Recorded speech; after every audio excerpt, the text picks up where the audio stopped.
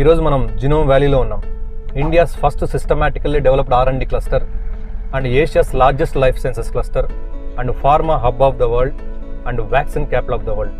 ఇన్ని అర్హతలోని బయోటెక్నాలజీ పార్క్ని ఎవరు ఎప్పుడు ఎందుకు ఎస్టాబ్లిష్ చేశారు?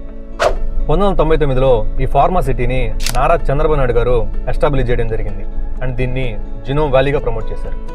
ఇది హైదరాబాద్ శివారు ప్రాంతాలైన తుర్కపల్లి, షామీర్పేట్, మేడ్చల్, ఉప్పల్, పటాన్ చెరువు, జీడిమెట్ల, కీసర అండ్ గచ్చిబౌలిలో విస్తరించి ఉంది. టోటల్ ఏరియా అప్రాక్సిమేట్లీ 2000 ఎకరాస్ ఉంటుంది. చంద్రబాబు గారు దీన్ని పబ్లిక్ ప్రైవేట్ పార్ట్నర్షిప్ మోడల్లో Bharat biotech and its founder Krishna Ella గారితో కలిసి ప్రారంభించారు. Alongside private infrastructure companies అయిన Shapoorji Pallonji group and ICICI bank. Genome valley 5 భాగాలుగా ఉంది. అవి big pharma and consulting, clinical and health care IT, manufacturing, R&D cluster and small biotechs.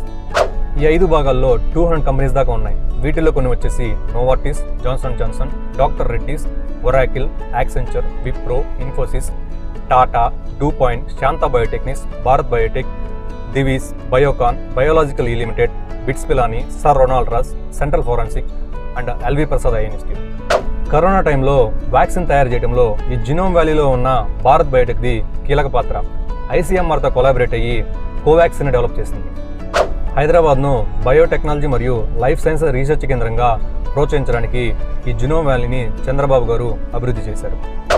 ఈ initiative ఒక లక్ష్యం ఇన్వెస్ట్మెంట్ను అట్రాక్ట్ చేయడానికి, కొత్త ఇన్నోవేషన్లను ప్రోత్సహించడానికి అండ్ జాబ్ ఆపర్చునిటీస్ని క్రియేట్ చేయడానికి, ఫైనల్గా ఎకనామిక్ గ్రోత్కి కాంట్రిబ్యూట్ చేయడానికి.